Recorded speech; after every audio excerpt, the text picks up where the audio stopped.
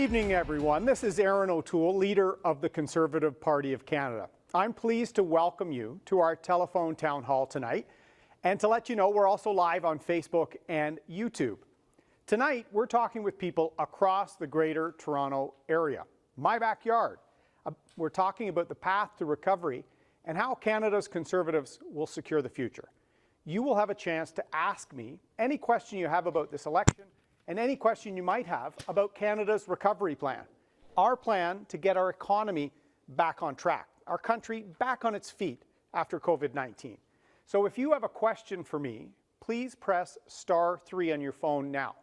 Or if you're watching on Facebook or YouTube, use the comments to ask your question. It's great to be back in the GTA. I grew up in Bowmanville and in Port Perry in the suburbs to the east of Toronto. My dad worked at the General Motors plant in Oshawa. As I said, I graduated from Bowmanville High School, went to school in Bowmanville and Port Perry, and then worked in Toronto in my professional career.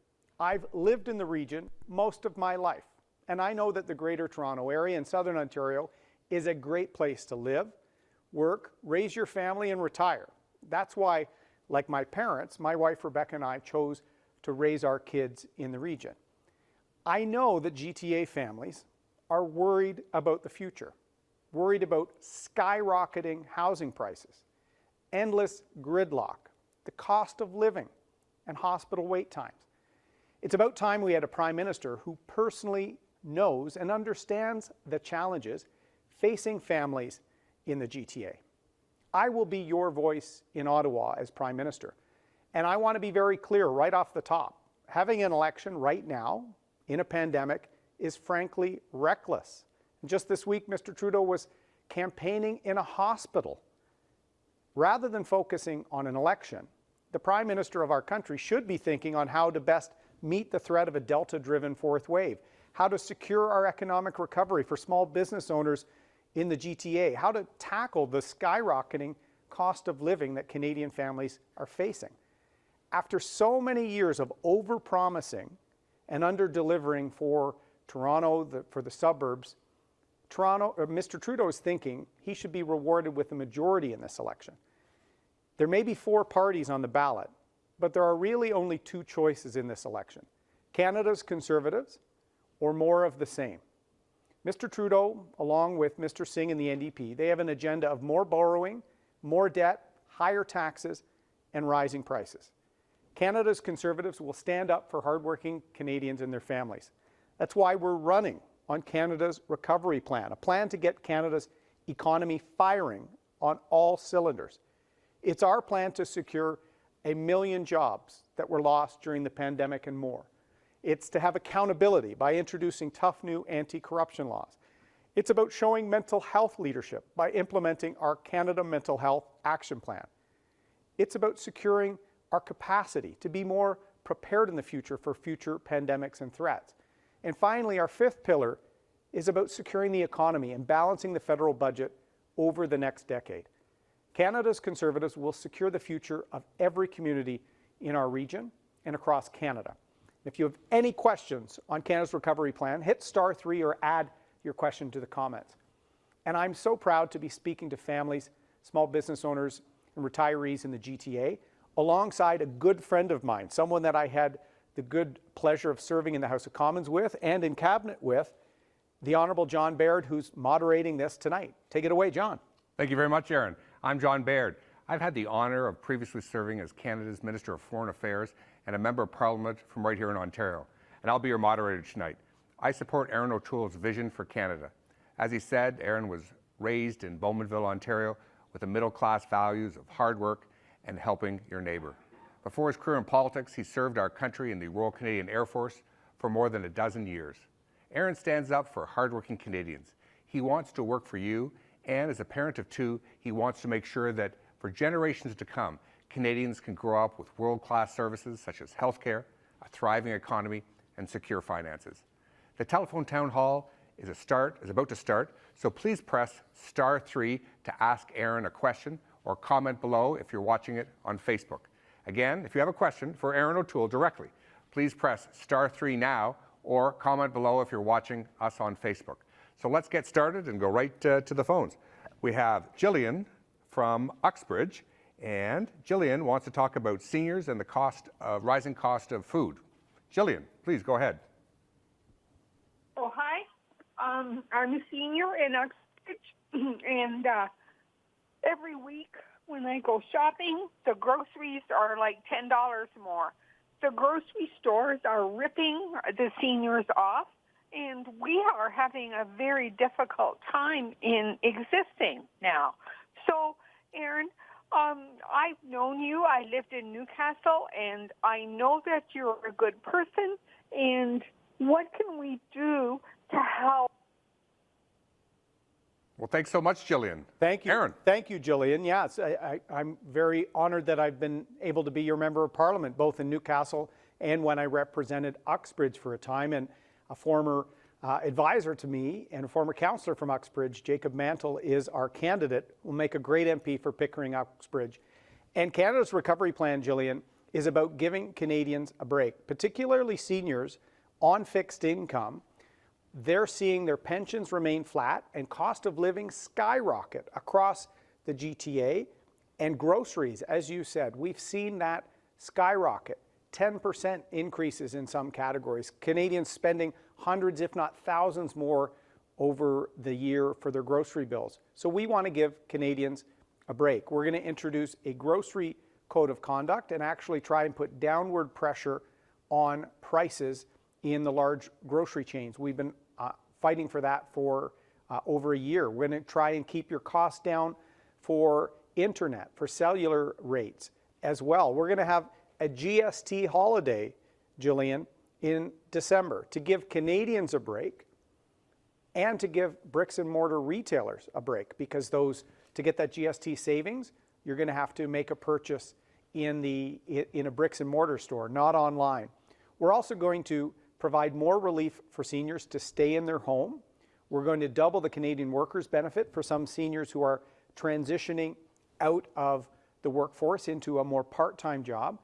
And we're going to make historic investments into long-term care by providing a $3 billion fund that the provinces can draw upon to make improvements for long-term care. So Jillian, I want you to know Canada's recovery plan is about giving our seniors and giving families a break. Mr. Trudeau's making the cost of living crisis worse. Canada's Conservatives are going to deal with it and get prices down. Erin, our next question is from John. He wants to know about the Liberals' plan on taxing homes. John. Hello, Erin. The rumor is that the Liberals are planning on taxing the home that you're living in now, your main home. Not that you have any for rental or anything like that. That's automatic that you have to pay capital gains, I believe. But on our own home, we're both seniors now, and we kind of depend on, if we have to sell our residence, that we're going to use that money that may have to put us in a home, in another smaller home, or whatever. Is there any truth that they want to tax any profit you make on your principal residence?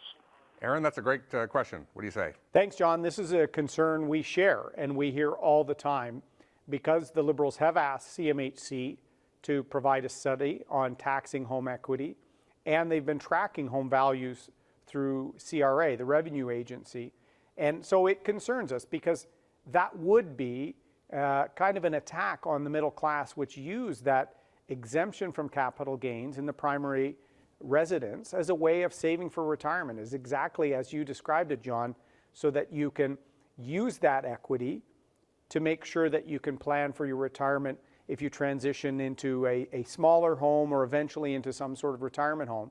You have to be able to rely on that nest egg, and we will fight tooth and nail against any move to put in place some sort of home equity tax. There have been some advisors and supporters of the Liberals that have been advocating for this, and their reckless spending has a lot of us worried that that's what they have on the horizon.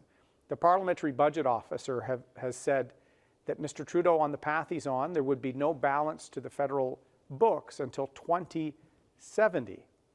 We have a plan in Canada's recovery plan to get our budget back to balance over the course of the next decade, focused on getting people working again, helping highly impacted sectors, helping people struggling about getting into the first home in the GTA. We have some great programs for first-time home buyers to help them take some of the foreign money out of our rising real estate environment by banning non-resident foreign investors from buying real estate in Canada for at least 2 years till we can get our market settled out.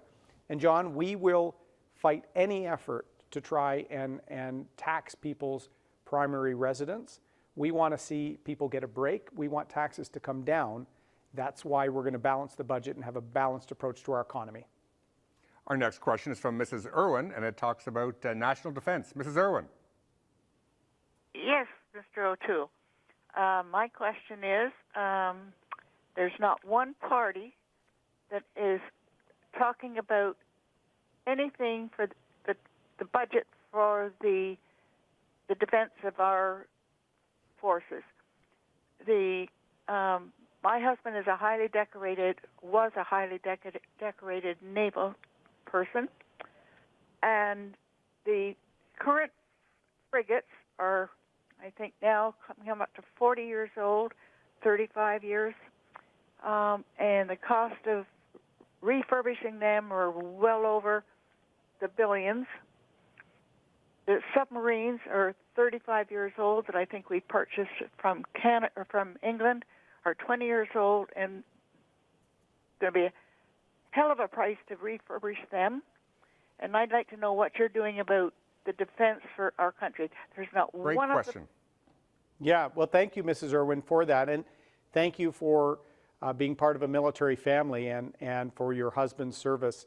I respect military families and have tried to support them since I left the military myself. I got married. I met my wife while I was serving in the Air Force and sailing with the Navy in Halifax. I met my wife. She was just about to graduate from King's College, and we didn't have kids, but we were an early military family. And so when I left the military, Mrs. Irwin, I helped start a charity called the True Patriot Love Foundation that supports military families and veterans. So this means a lot to me.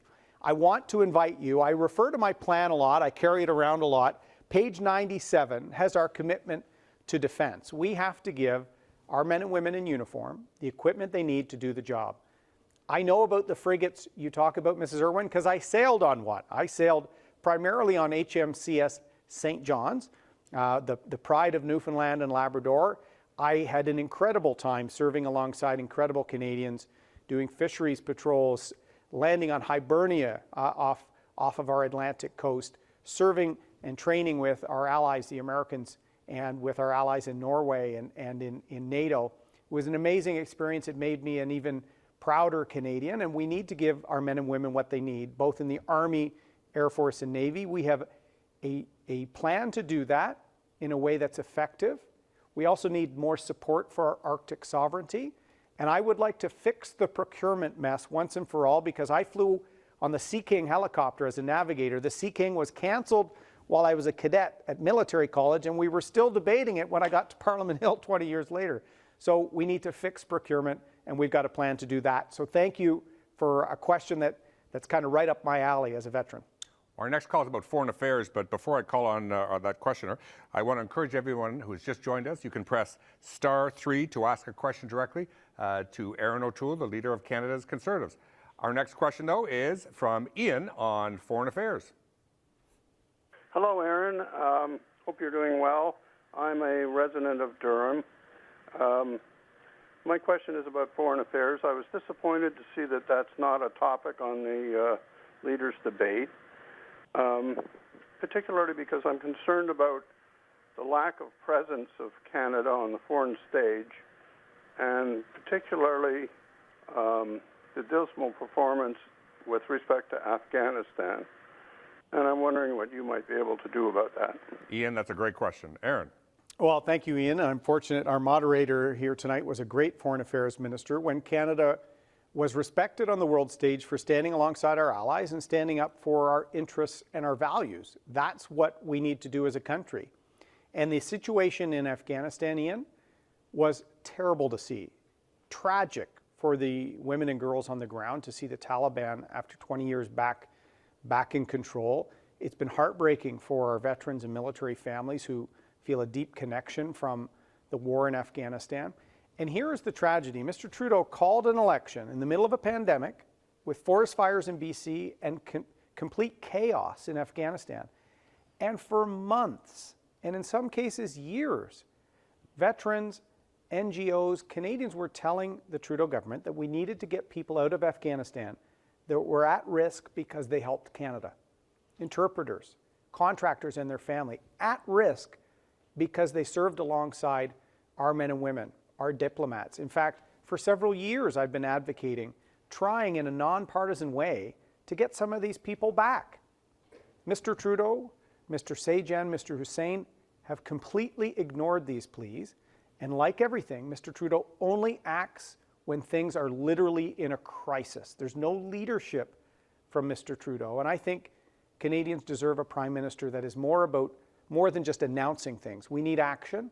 And I'll tell you, with respect to communist China, with respect to Russia, the situation in the world, Canada needs a strong voice that will work alongside our allies to stand up for our citizens, like the two Michaels who've been in prison for over 1,000 days now in China, and to stand up for human rights in a way that we saw from Brian Mulroney's fight against apartheid, pushing the world for better. I think Canada needs to be a strong and dependable voice again, and I will make sure Canada is if I'm fortunate enough to become Prime Minister.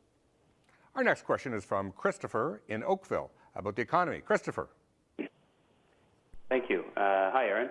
I worry a lot about the debt that's been built up over these last, even prior to the pandemic, that the country is going to have to carry for many, many years, and understand the need to sort of invest in the country going forward. But I notice your plan calls for about a 3% growth rate, and I know that it's been a long time. Are you still there, Christopher? I think we might have had a technical issue, but let's talk about economic growth. All right, well, two things there. He was talking about the 3% growth rate. We do want to see high growth. We do have an ambitious, but I think achievable plan for growth, because we're not going to be ideological like Mr. Trudeau, trying to transition natural resources, transition parts of our sector, telling people in southwestern Ontario, this was Justin Trudeau saying, you need to move past manufacturing. Well, I'll tell you, as someone that grew up with a dad working in the auto sector in Ontario, we need to make sure that we're competitive. We need to make sure that we don't see China manipulate global trade for steel and aluminum. We should be working alongside the Americans to regulate that. We should see intellectual property developed in Canada. So we have an amazing innovation program.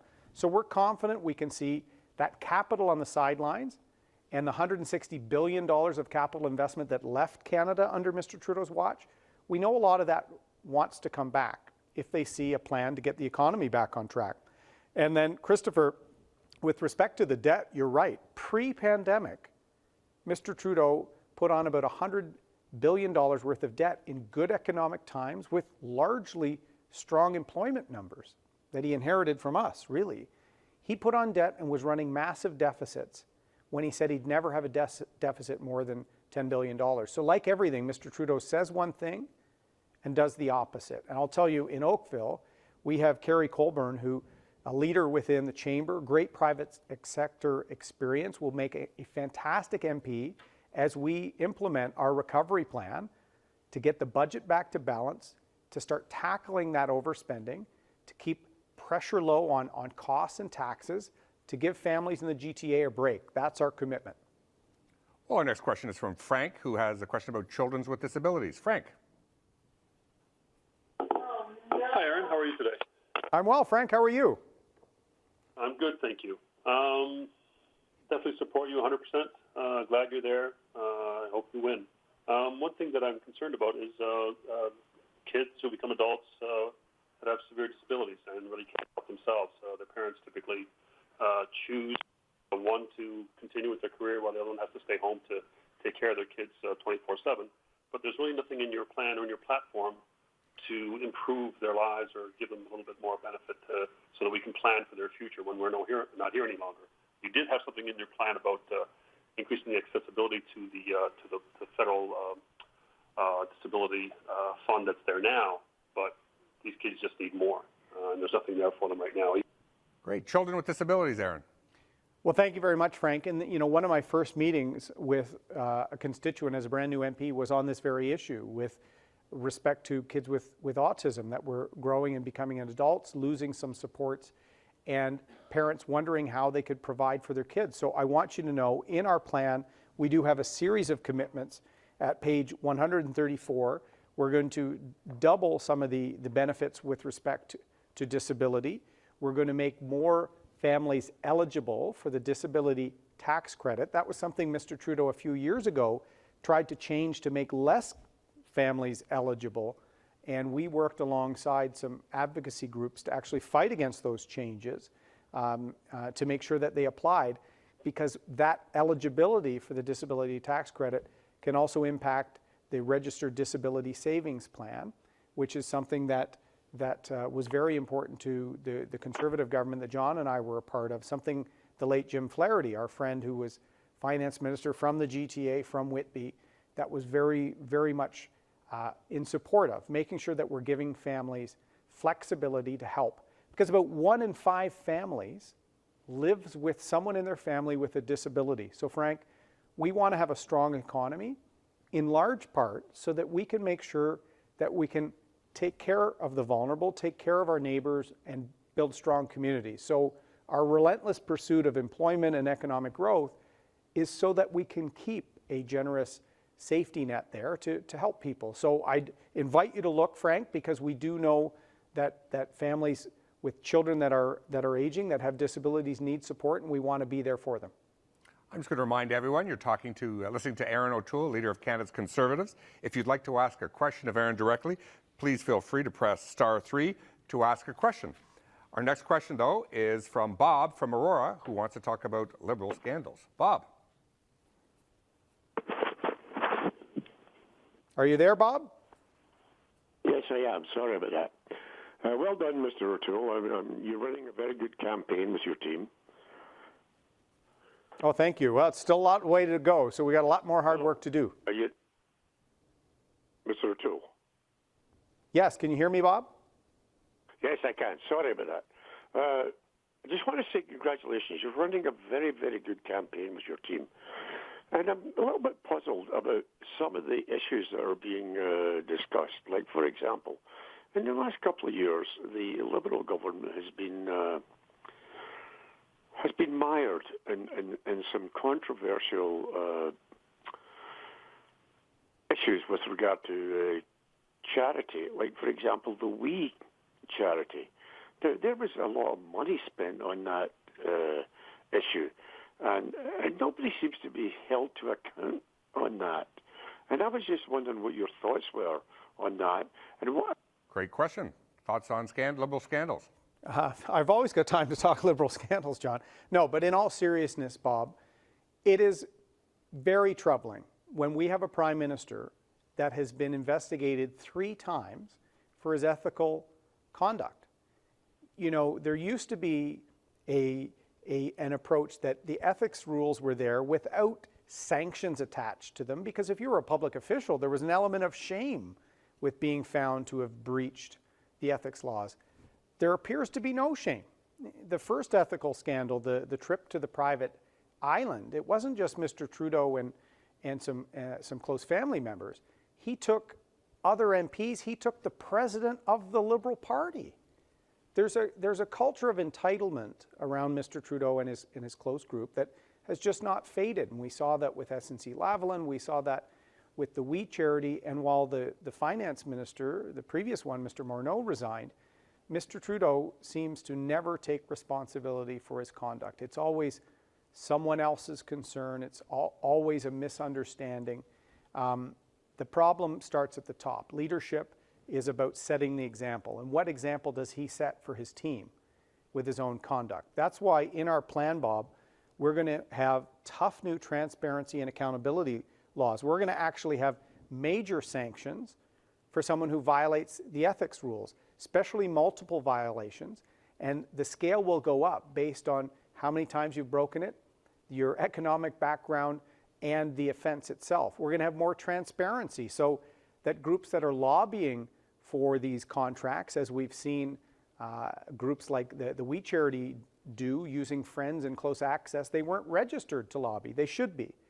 And a company should never be lobbying to get out of some sort of criminal or court-ordered inquiry. That's the SNC-Lavalin situation. Remember, Jody Wilson-Raybould resigned and is leaving politics in large part because she wouldn't do what Mr. Trudeau wanted with respect to a criminal prosecution.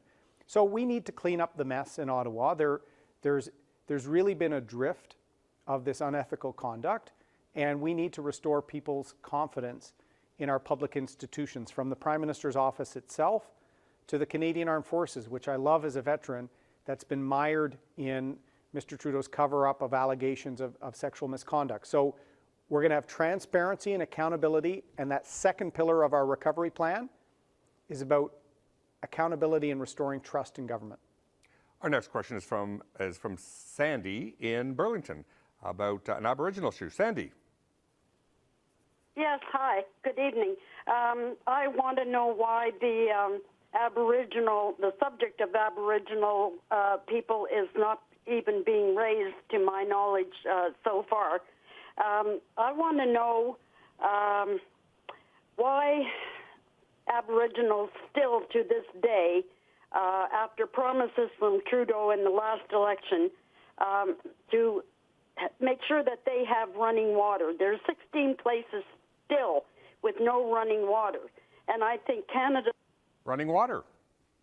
Thank you very much for the question, Sandy. The one thing I can tell you is I believe there will be portions of the debates over the next 2 nights in French and English on Indigenous reconciliation. It's also the first question I asked as opposition leader in the House of Commons was on reconciliation and a call to action. And this is somewhere an issue that's so important, particularly after Kamloops and Cowessess, and the reminder of just the tragic history we have on residential schools and quite frankly, failing Indigenous peoples for a century and a half plus. So I have no doubt Mr. Trudeau cares deeply about reconciliation, as I think all the leaders do. But I will often say that when you make a commitment, when you make a promise to end boil water advisories, for an example, and you have no plan to actually do it, a political promise, that's a backward step for reconciliation. So I want to build partnerships and make sure that we build trust with the federal government, which is, quite frankly, going back through our history, all parties have failed here. So let's build partnerships to achieve the goal of having safe drinking water on all reserves. Let's build partnerships to achieve that. That's my record. That's how I tried to approach my time as Veterans Minister, always having a plan, never suggesting you could do things without a plan to get there. And I think that's been one of Mr. Trudeau's major problems, promising whatever he feels people want to hear, but he's not accountable to actually deliver on it. That's what I think a Prime Minister needs to be, especially for Indigenous peoples. Our next question is from Nancy from Whitby, who wants to talk about gun bans. Nancy. Hello, John, and hello, Mr. O'Toole. I would like you to clarify your stand on assault rifles. We're getting the impression that the Conservatives are just right-wing nuts so far as the assault weapon stance is concerned. Could you explain what you're going to do and why? Sure. I'm glad you asked that question, Nancy. We will keep the restrictions in place. The assault weapon ban, the restrictions from 2020 in the Order of Council, we will keep in place. What I've said for some time is we need to take the politics out of decisions about how firearms are classified.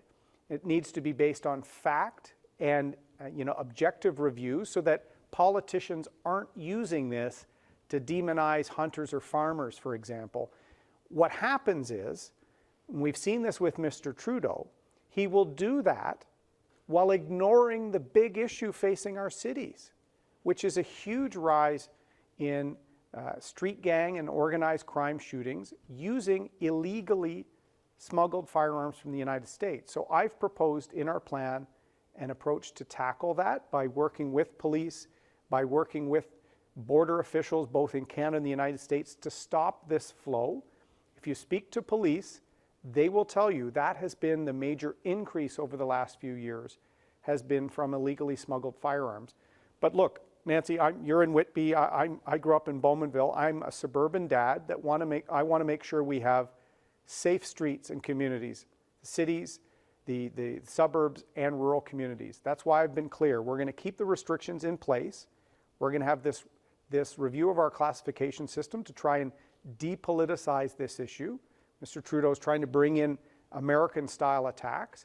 And let's give law enforcement, municipalities, the tool to go after these street gangs, which are causing brazen shootings in Toronto, in Montreal, and Vancouver. That is the approach we're going to take, focused on public safety and security. And I want you to know, in Whitby, Malia Shahid, our candidate, is a counselor, a business person, a mom. She shares my view. We need to have safe communities, and this will be a priority, not just in the GTA, but across the country. Our next question is about taxes, and it comes from Robert. Robert. Are you there, Robert? Good evening. Yes, I'm here. Yes, I am. Please go ahead. Erin? Hi, Robert. Okay. Hi, how are you? I've got so many subjects I'd like to talk about, but I know I'm limited. One is HST on groceries. That's a slap in the face to everybody. We have that. We go to the gas pumps. We're taxed on everything on that with the carbon tax and everything else that's on there. How much tax can a Canadian senior afford to pay? What is the percent? Why is all this money coming in?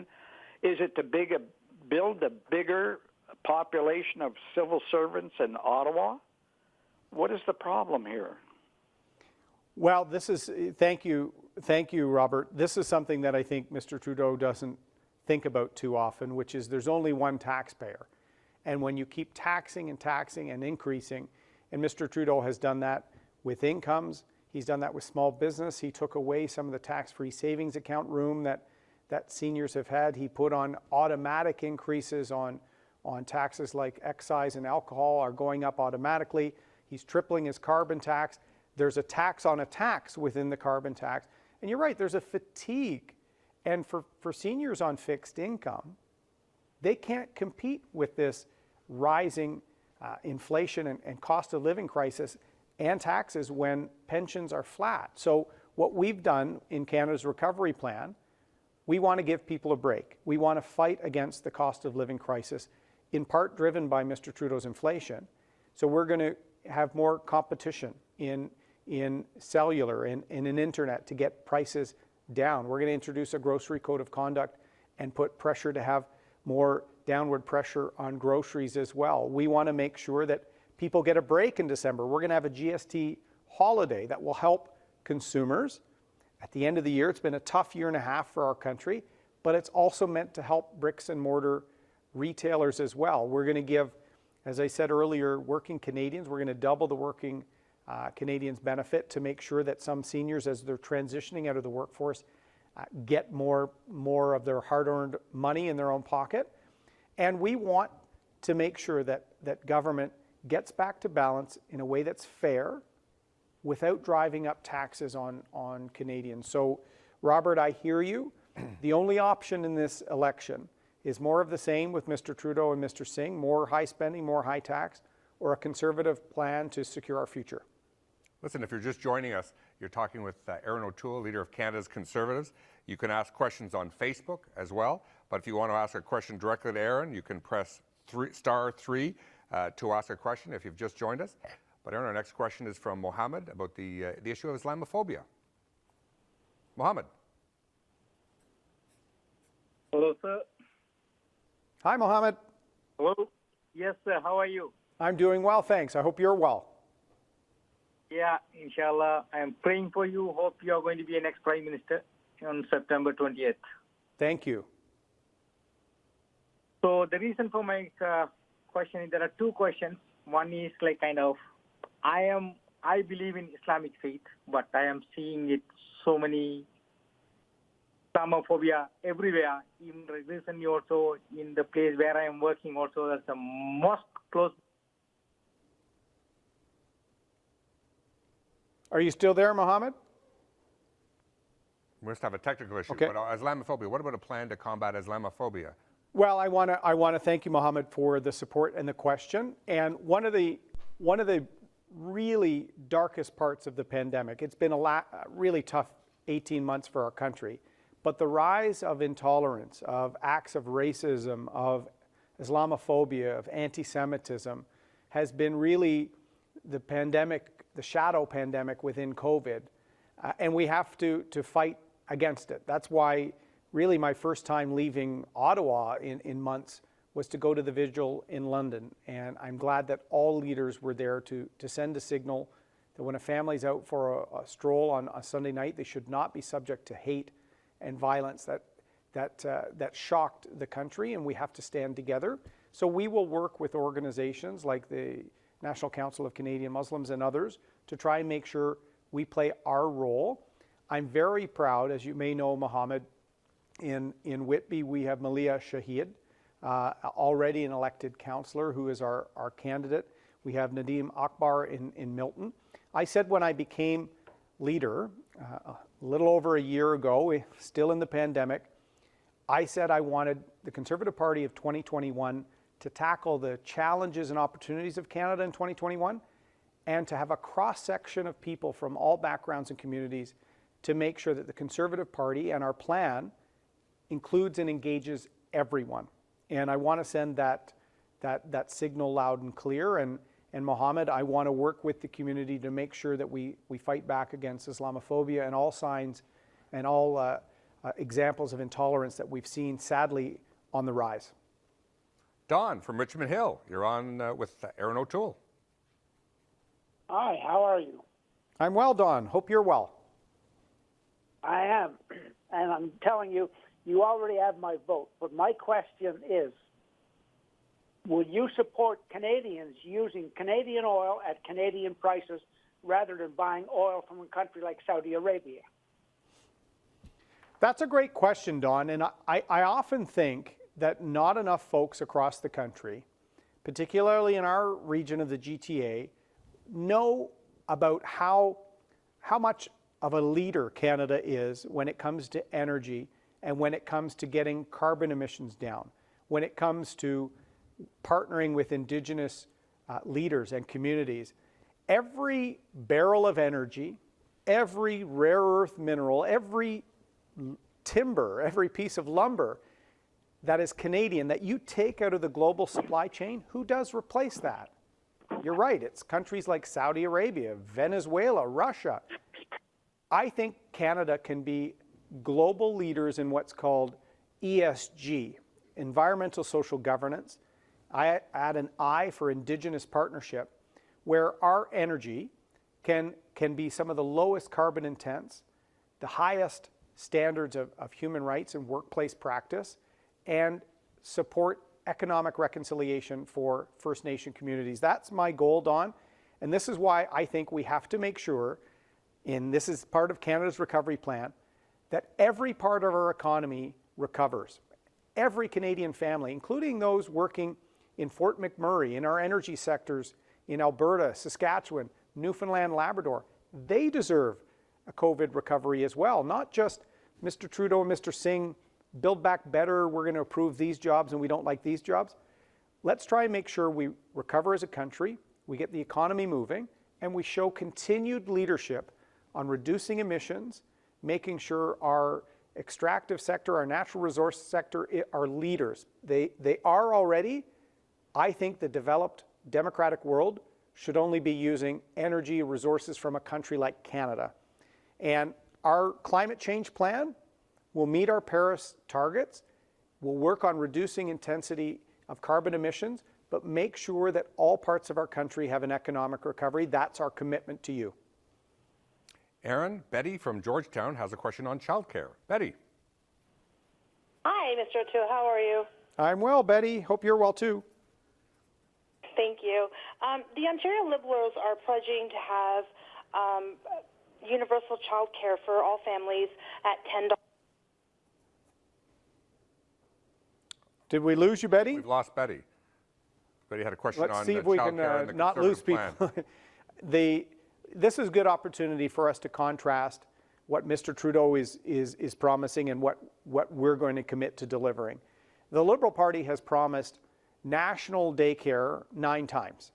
They've never delivered, and even what Mr. Trudeau cobbled together just before the election is something that will apply to some families 5 to 6 years from now. What we want to do is support all families with childcare supports and help them immediately. And on top of that, we want to give the most support to the lower income families who are already juggling the cost of living crisis that, our first question, Jillian, a senior, talking about the rising cost of groceries. Family at the lower income levels are falling behind under Mr. Trudeau. So we will pay 75% of the cost of childcare for folks in the lower income levels, and will help all families, giving them the flexibility to make the decision on what works best for them at this time right now. Some families that are on shift work or live in a suburb or a more rural part of Ontario would never qualify for what Mr. Trudeau is proposing to give some families 5 years from now. Let's help all families immediately. And Betty, our approach is meant to also help lower income levels the most. I think most Canadians want to see that. They also want to give families flexibility. So we think parents should be in the driver's seat, and they need help now, not 5 years from now. Raziali wants to talk about losing jobs to China. Raziali, you're with the Leader of Canada's Conservatives, Erin O'Toole. Hi, sir. How are you? I'm doing well, thank you. Yeah, my question is regarding all the workers, the manufacturers in this country that we heavily with China. Like we're losing jobs and we depend so heavily on China. And we pay high price for the stuff. You're 100% right. That was my question. You're 100% right. And this is something I've been talking about because it's hurting working families. Families in Hamilton, for example, working in the steel industry, families across southern Ontario, in Markham, in Durham, in St. Catharines, that are in the auto parts industry. We're seeing Mr. Trudeau sign trade deals that actually have allowed Chinese aluminum to be shipped to Mexico instead of Canadian aluminum to make auto parts that should be being made in southern Ontario. And as we see more electric vehicles, more hybrids, more and more aluminum is going into cars. And this is a sector that's critically important to the Ontario economy, and we're seeing it being hollowed out by very poor trade and economic policy of Mr. Trudeau.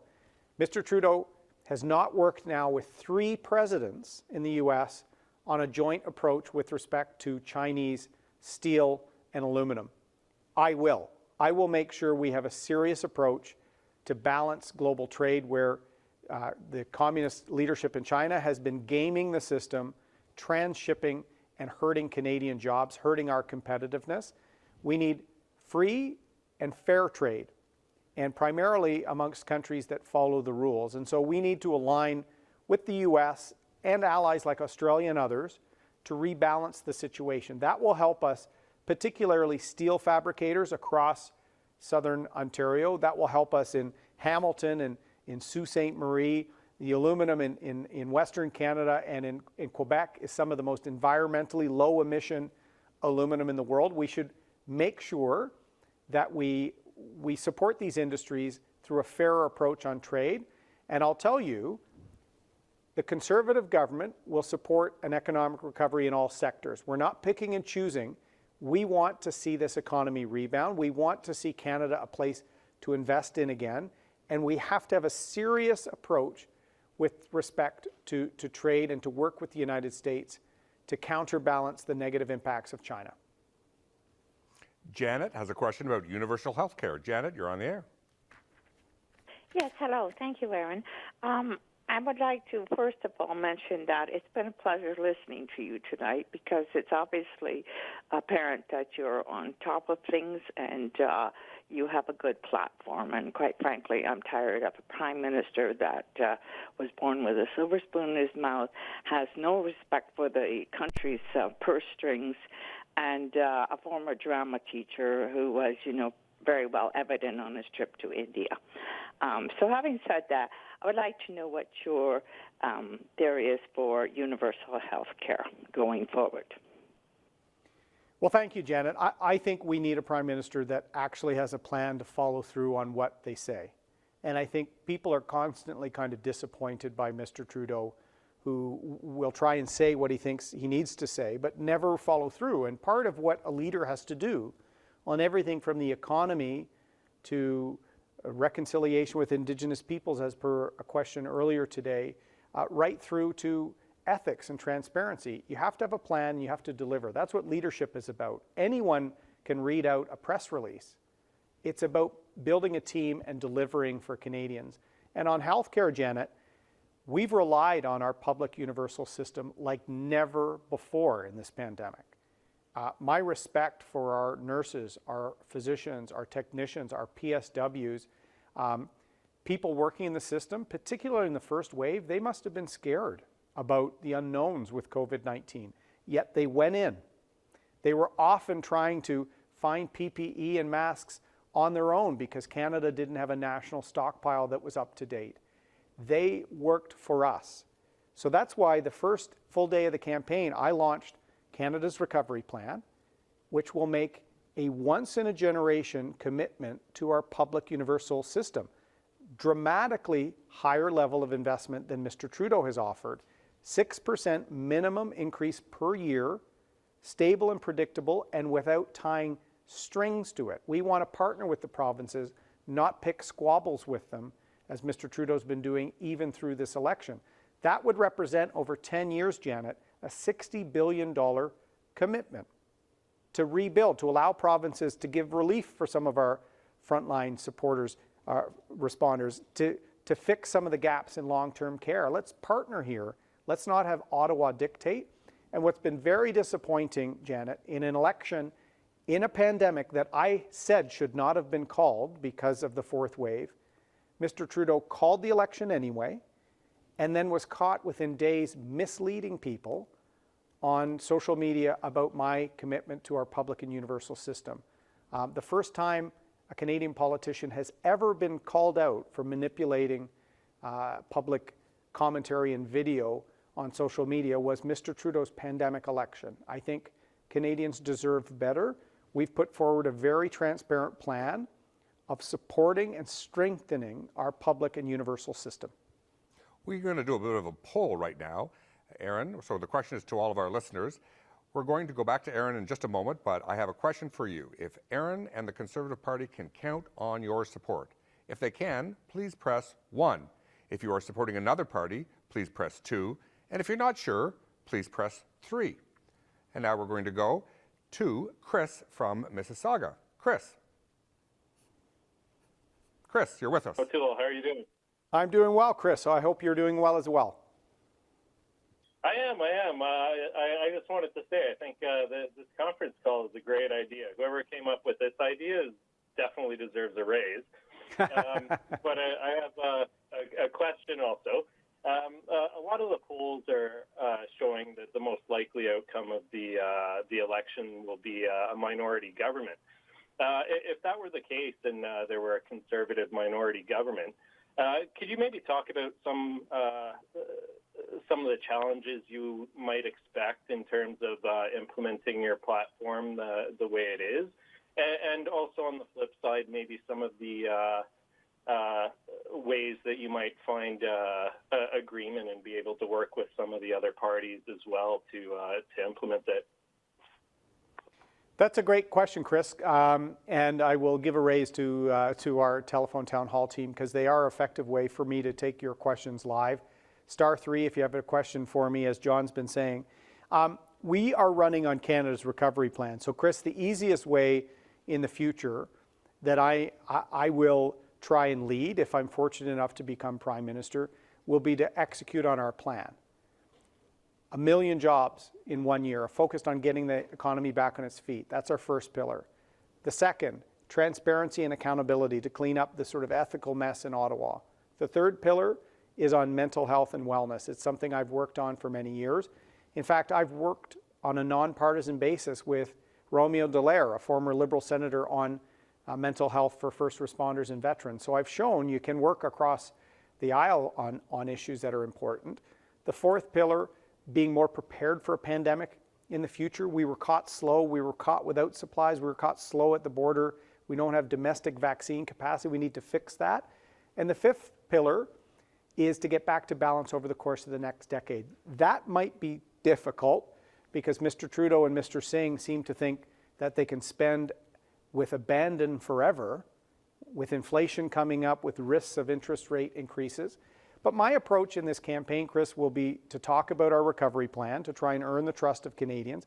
And this is what we think we should be moving forward on. And I'll tell you, after 18 months of a health and economic crisis, the worst we've seen, we need a plan to address not being ready on vaccines.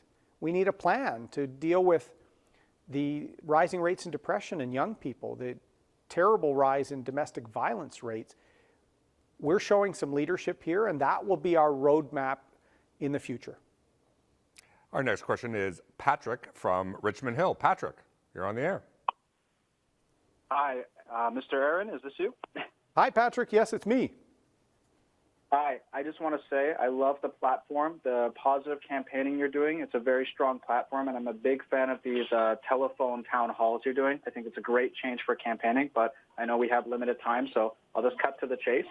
So my background is I'm a working professional, a young working professional working in tech and software, and I have a little bit saved up, and I would like to invest it in the Canadian economy, specifically in Canadian businesses. But I'm a little bit worried about the capital gains tax in this country, and I'd love to hear your opinion on what you would do to encourage more young working professionals to invest their money into Canada instead of, say, America or Europe or something like that. And as a bonus question, I'd love to hear your position on cryptocurrencies. Well, thanks, Patrick. The first question, I'm glad you've asked this question in terms of where to invest, because I think there has been two sides to this pandemic. Some people are hanging on by a thread, and we want to try and help them. And that's Canada's recovery plan is going to focus highly affected sectors. Some restaurants and some services, salons in the GTA. I've seen some of the appeals on Instagram. They're heartbreaking because of health restrictions and other things. So we've got targeted help to help those businesses get back on the ground. At the same time, there's been some people that because of changes, no travel and other things, some people have accumulated some savings during this crisis. So we actually have a plan to merge the two. We will actually provide a credit, Patrick, if you're willing to invest in one of these businesses. This sort of Main Street, rebuilding Main Street tax credit that's in our plan is meant to try and help that encourage that investment to help businesses get their footing again. We're also going to have loans to rebuild Main Street as well and help some of those family businesses that have taken on personal debt. I hear those stories all the time, and they can't even find employees now because Mr. Trudeau has just kept pushing measures down the road as he's been plotting an election. We need to get people working, and we need to save our main streets in the cities, in the suburbs, and in rural parts of the country, and our plan is meant to do that. I also think there's opportunity for you to invest in some of the tech startups you've been involved in. So we have issues like flow-through shares to help startups scale up in Canada, and we want them to develop intellectual property here. So we've got incredible ideas to achieve our economic growth to get this country back on track. In terms of cryptocurrencies and these sorts of things, we will have to work very closely with our trading partners, our allies, our neighbors, our friends, the United States, to make sure that we have stability to our financial system and to our monetary system. So we're going to have to watch very closely decisions made by central banks around the world. Erin, climate change is an important issue for many Canadians, and we have Gail from Oakville who has a question on that issue. Gail. Yes, I'm very concerned with the most important thing facing our world, our civilizations, the challenge to humans, is the significant changes happening in the weather. And this is affecting the agriculture, the lack of farmers' inability to grow in drought or in floods and prices. So why is there no real acknowledgement, leadership, helping Canadians understand what the impact is going to be and how we have to work together to counter these changes? I'd like to hear your opinions. Thank you. Thank you very much, Gail. This is a very important question. And the one major policy that the Conservative Party released before this election that wasn't saved until the campaign was our climate change policy that I released in April. I did that for two reasons. One, we had a very detailed policy, and I invite you to page 76, 77, our detailed plan to tackle climate change, work with provinces, work with emitters, work with sectors that can offset like forestry and agriculture and others. But the second reason I put it out, Gail, and I'll be honest, we didn't meet the expectations of Canadians in the last two elections on climate change to meet our emission targets. So we took the time to work with some of the leading climate change consultants in the country to try and come up with a plan to achieve our emission targets, to meet our Paris commitments, but to minimize the impact on our economy, to actually make sure we can have an economic recovery after COVID. We took the time to get it right, and our plan has a price on carbon, but it has a low carbon personal savings account. So that price is kept with the consumer, and then they can use it to actually shrink their own carbon footprint. Our plan allows people to have an idea of what your carbon footprint is. We also have incredible detail on electric vehicles and partnering with the provinces on technology and a whole range of issues.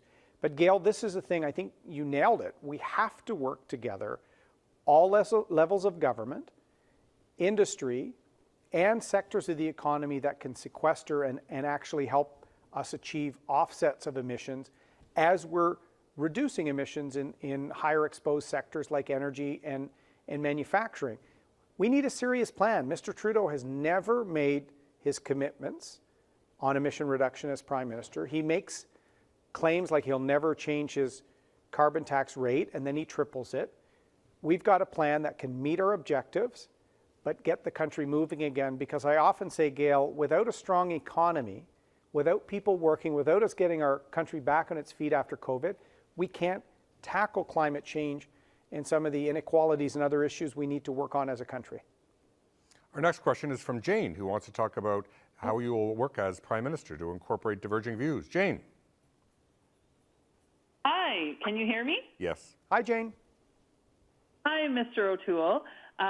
So my husband and I live in Milton, and we've both traditionally voted Liberal. We're both incredibly disappointed with the leadership and the current direction of the party. I think of Scott Gilmore's article recently in Maclean's that talks about folks who go to Ottawa to be something versus folks who go there to do something. If you are elected Prime Minister, how would you incorporate kind of divergent perspectives and views from all MPs, given the fact that you, A, might have a minority, or B, no one has a monopoly on good ideas? So how would you work with other parties to try and make policies that are best for all Canadians? What a great question, Jane, and I appreciate you asking this, because I came to Ottawa as a backbench MP years ago, so proud to represent my hometown in Parliament. I'm not from Milton, but Bowmanville, kind of a similar on the other side of the city, and I was raised to try and work hard than to help others. That led me to join the military. It led me to do my charitable work when I worked in the private sector. And when I got to Ottawa, I would work with other parties, as I said, on mental health initiatives. I always tried to say you can have vigorous debate and then have a beer afterwards. In fact, I have friends on all sides of the aisle. I'm very proud to be a Conservative, and I'm very proud of Canada's recovery plan. But most importantly, if I'm known for something in Ottawa, it's about bringing people together and trying to accomplish things. I think the worst thing a Prime Minister can do is make promises without any plan to get there. That's why there's such cynicism in politics. Being Prime Minister is not about you. It's about Canadians. Whether it's at home tackling inequalities, tackling reconciliation, getting our economy back on track, or whether it's on the world stage. I'm representing Canadians, not myself. So you have to fight for workers. You have to fight for the two Michaels. You have to stand up for human rights, that I would like Canada to return to that position of leadership that we saw with Mr. Mulroney, for example, on apartheid, pushing the world for better. I think Canada is a remarkable country. I think our best days are ahead of us. But after this crisis and with the complex world we have, we need leadership and we need a plan. And Jane, you're the exact type of person I want to get to know, because my commitment to you is to work to build a great Canada and to tackle some of the issues of our time with a strong economy and a positive outlook. Our next question is Peter from Whitby, who wants to talk about housing. Peter. Hi, Erin. Thanks for taking my call. I want to know what I hear through the grapevine through my account that, I don't know if it's PCs or Liberals, are looking to come after us, people on their principal residence for capital gains. Is this true? Peter, this is a concern we hear all the time. And I'll be straight with you. When we've confronted the Liberals on this, they've claimed that they have no intention to do this. Our concern is they do have CMHC looking at it, and CRA has been tracking property values, and some of the economists and thinkers that advise the government and the minister have been encouraging it. And when we see no plan to balance the budget before 2070, according to the Parliamentary Budget Officer, it has us very worried that Mr. Trudeau's calling an election in the pandemic, hoping that he could run on that issue and run on demonizing me or whatever. He's not running on any real plan. So I'm just basing it on what I've seen. And then he's really leaving the decisions until after the election. He thinks he deserves a majority. I think Canadians deserve a plan to know what a government will do to tackle the economic fallout from COVID-19, to restore faith in federal leadership, the military, right through to the Prime Minister's office, how we're going to tackle some of the inequalities and challenges from COVID on addiction and mental health front, how we're going to be more ready, and how we're going to get our finances under control.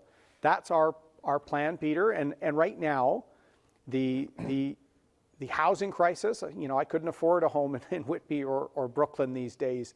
Clarington, my area, Milton, all these areas in the GTA are being priced out of the reach of people that grew up there that may want to own a home. And we shouldn't give up on a generation to have the ability to own their own home and then save for retirement with that home. So we would always fight against any measure to tax principal residence. That's how most people accumulate a very nice nest egg for retirement.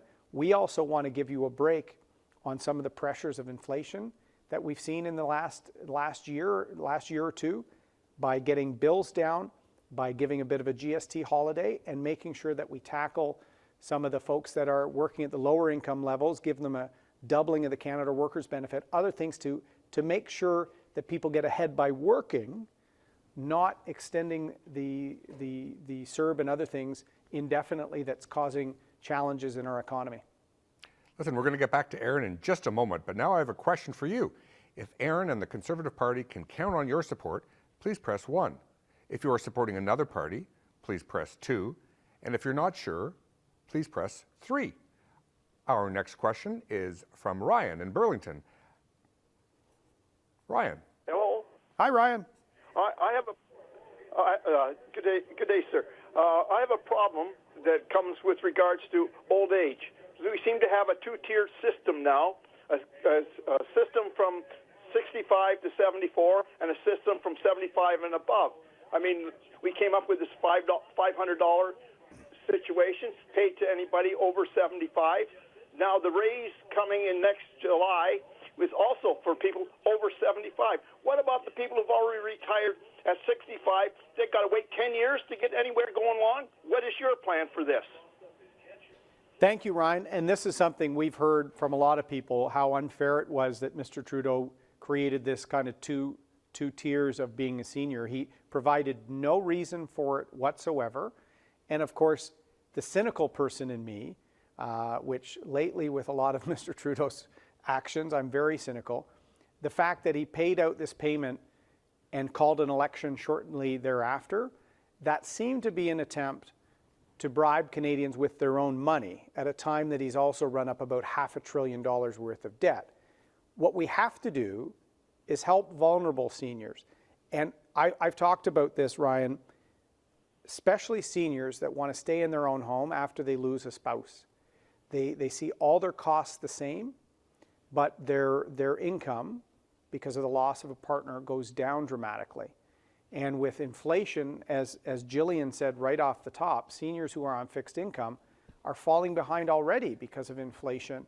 And we see property taxes and everything else going up, and they see static. So what we need to do is try and leverage, use a guaranteed income supplement, use some of our skills to help, our tools to help people that are vulnerable. And then across the board, we need to give some relief. So Canada's recovery plan, Ryan, is about making sure we give you a break, starting off in December with a GST holiday to get some purchases done, give people a break and help retailers. We also have some policies meant to put downward pressure on some of the monthly bills that all families and seniors on fixed income face.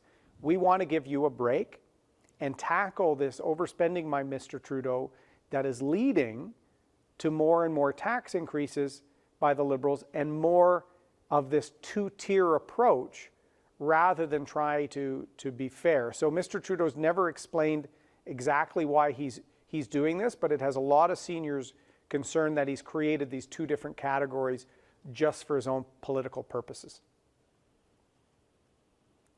Great. Our next question is from the great town of Markham, and it is Sharon. Sharon from Markham. Good evening, Mr. O'Toole. My husband and I are avid conservatives, and of course, you'll get our vote.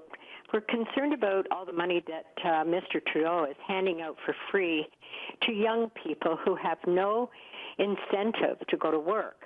And so we have a friend whose son is a chef in a restaurant, and he's working 60 to 80 hours a week because he can't hire staff. They say, thank you, but we're making more money staying home. When is this handout going to stop? These are my old age dollars that are being paid to these people who that aren't incentivized to get out and work. Well, Sharon, thank you for the question. And I want to thank, through you, that chef. I've been amazed by speaking to people, especially in hospitality, but in tourism, in services, how extra work has gone on the shoulders of a smaller number of people because of the inability to hire people. So people are burning out, like you said, that chef working 60 to 80 hours to try and have the business operating. Particularly in the GTA, we saw so many restrictions because of COVID that they want to, as we say, make hay when the sun is shining. The restaurants, the salons and everything is open, but everything's going on their shoulder and there's burnout. That's completely unfair. The biggest failure of Mr. Trudeau in the course of the COVID response programs was not adapting and learning over time. We were there as the opposition to support setting up the programs like the CERB, like the wage subsidy. In the first wave, when we were scared that there was maybe an economic collapse, we had to have the back of Canadians, and we did as the opposition.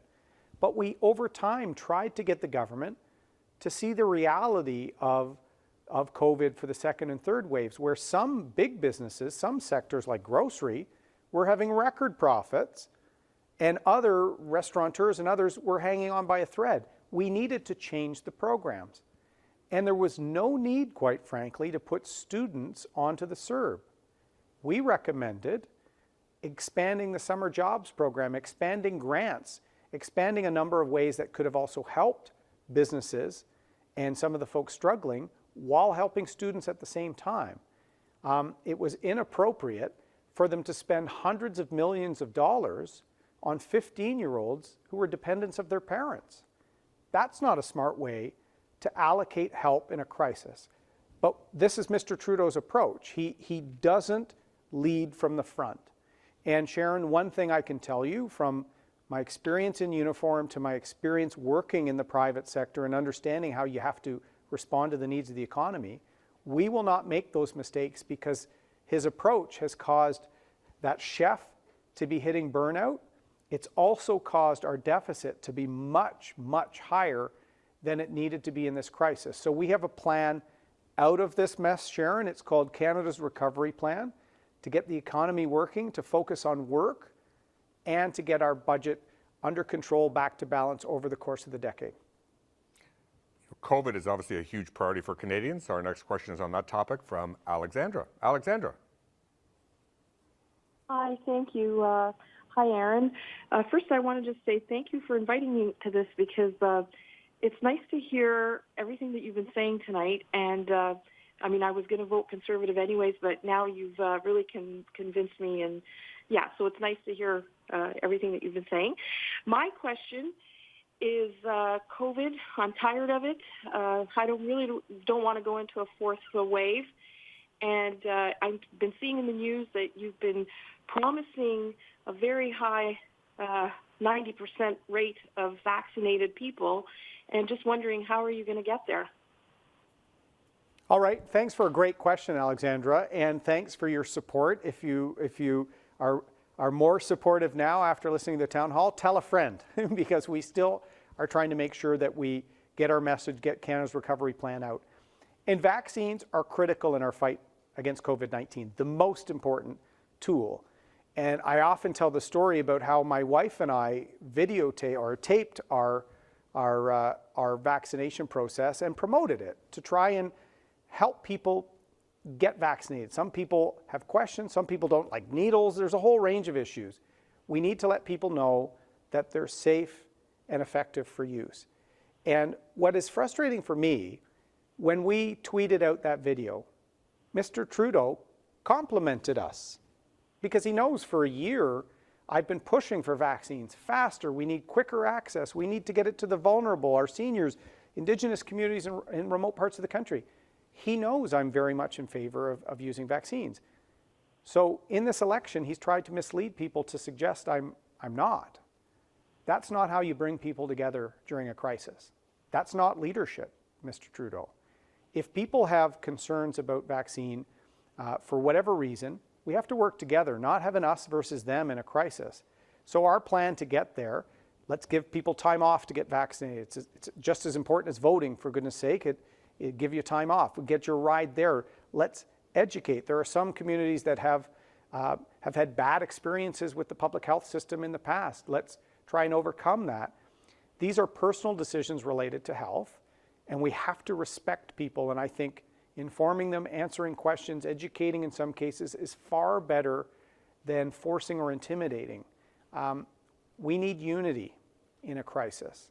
And that's why I'm happy when Mr. Singh agreed with that approach and suggested all leaders should do a video promoting vaccinations. I was the first to sign up. Anything we can do to work together, because I'll tell you, Alexandra, I'm tired of COVID too. All families have felt the strain, some extremely. Some families have lost family members. So we all have to play our role, using vaccines, using rapid testing, distancing, masks, all these things that were so commonplace now. We all have mask collections in our house. Let's fight against COVID together as a country. Listen, our time is coming to a close. We have time for another 2 or 3 quick questions. Let's go to Jerry, who wants to talk about small business. Jerry. In the York region and Durham region areas, right now there's a very high demand for employees. But you even go to the employment services.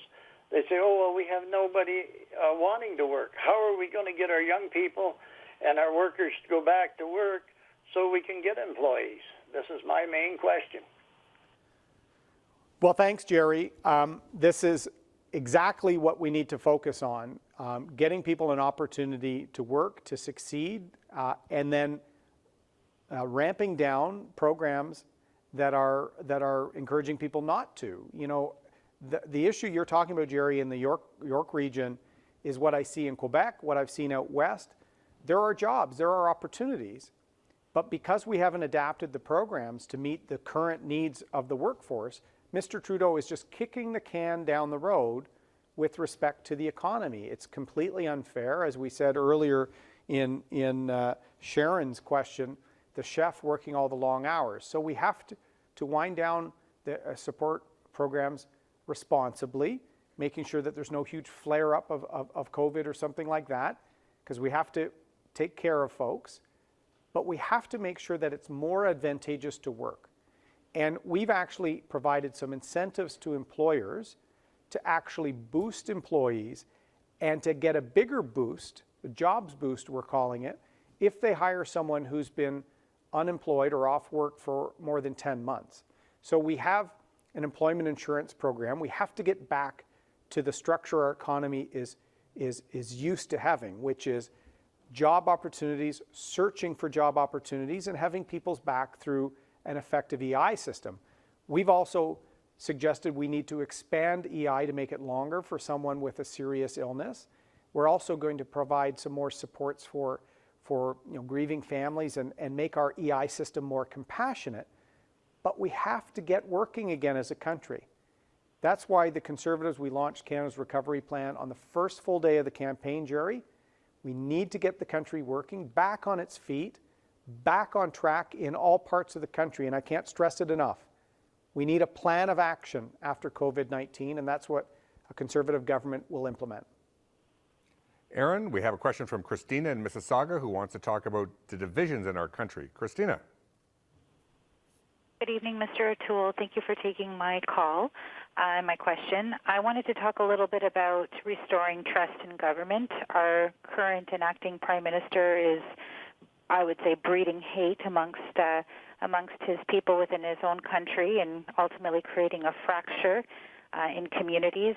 What will you do to restore and mend that fracture and essentially help Canadians from all walks, so from Liberals, Conservatives, everyone, band together to defeat and get over this horrible pandemic that we're all in? Thanks, Christina. First, I would say, as much as I have disagreements with Mr. Trudeau, I don't think he's promoting people to hate one another or anything that severe. Do I think there's more division after 6 years of Mr. Trudeau? Absolutely. Do I think he often takes an approach that will pit rural versus urban or west versus east? Yes, I do. And I think that's why he needs to be replaced as Prime Minister. I think the most important job of a Prime Minister is national unity and keeping the country focused on moving forward.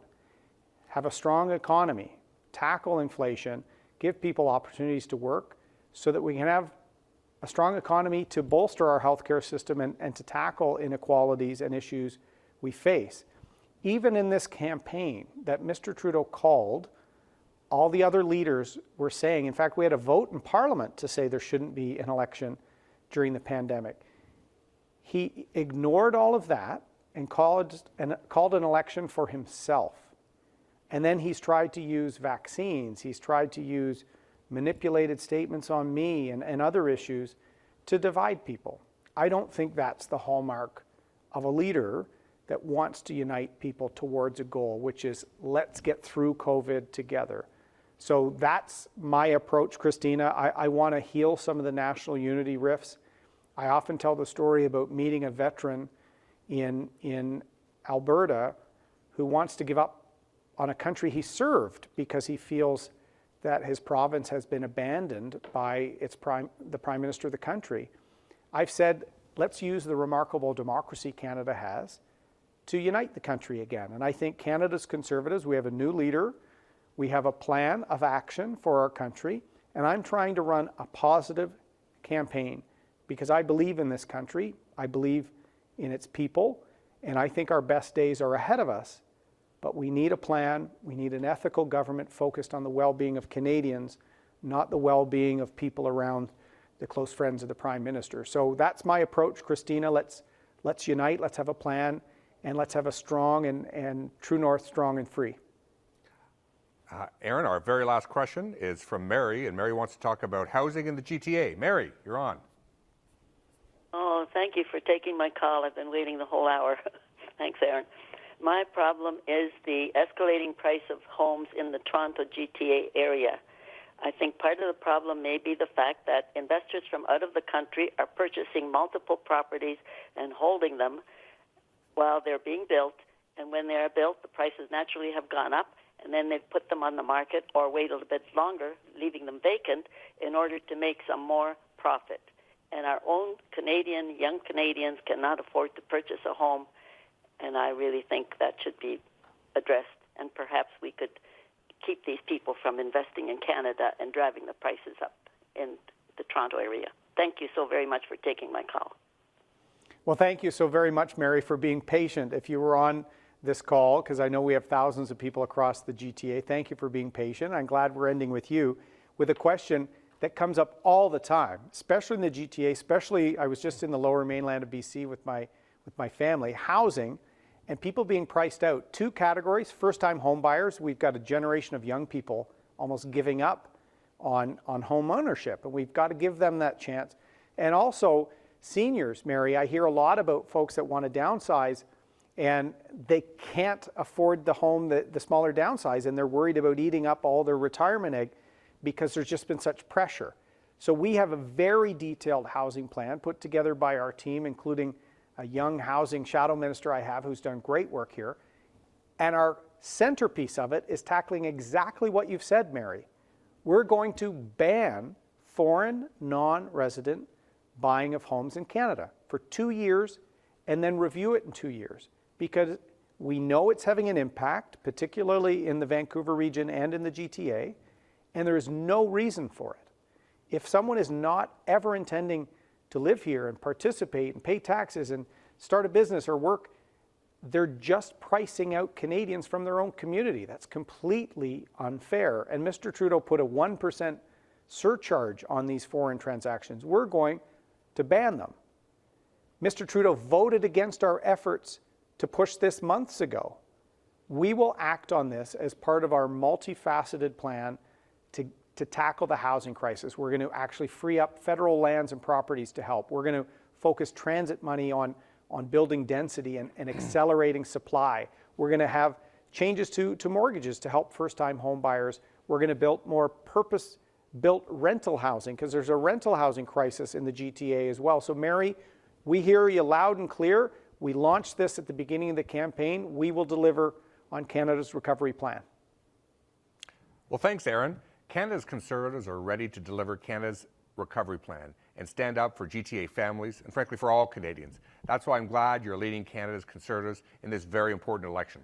It's time Canada had a Prime Minister from the GTA, someone who understands the challenges that you and your family are facing, because he grew up here and he's raising his family here. We hope you found tonight's conversation useful. If Erin O'Toole and Canada's Conservatives can count on your vote, we ask you to please press 1. If you're supporting another party, please press 2. And if you're still unsure of how you'll vote, please press 3. If you did not have a chance to ask your question, please stay on the line and leave a message for our staff. Your question is tremendously important, and we'd like to take the chance to respond to it. Well, first off, thank you, John, for being a great host and a great public servant. It was always great to serve with you, and I appreciate your friendship and advice. Thank you, ladies and gentlemen, particularly people like Mary who stayed on the call a long time. We've been speaking to thousands of people. We've talked about the housing crisis, the cost of living crisis, taxes, the debt and deficit. We've talked about reconciliation, healthcare, the environment. All of this we cover in Canada's recovery plan, and the country deserves a plan and a government that will deliver. We can't afford more of the same, more hollow, empty promises by Mr. Trudeau, who always lets us down and doesn't deliver. Too many Canadians across the Greater Toronto Area, across Southern Ontario, have been left behind by Mr. Trudeau and by the NDP, who have no chance of getting our finances back under control and tackling the housing crisis. It's time we get the GTA and its economy back on track. We can work together to lower prices and costs for families. We can tackle the housing crisis. We can build more public transit. We can make record investments in our public healthcare system. and we can secure the future after very difficult 18 months for our country. We deserve unity and a plan forward to make sure that Canada lives up to its great potential for all citizens. Please check out our website. Check us out on Facebook, Twitter, Instagram. Check out Canada's Recovery Plan online. And if you have any questions, we want to earn your trust, we want to earn your vote, please get in touch. Thank you for taking part in our telephone town hall tonight. Best wishes of health to you and your family. Be well. Good night.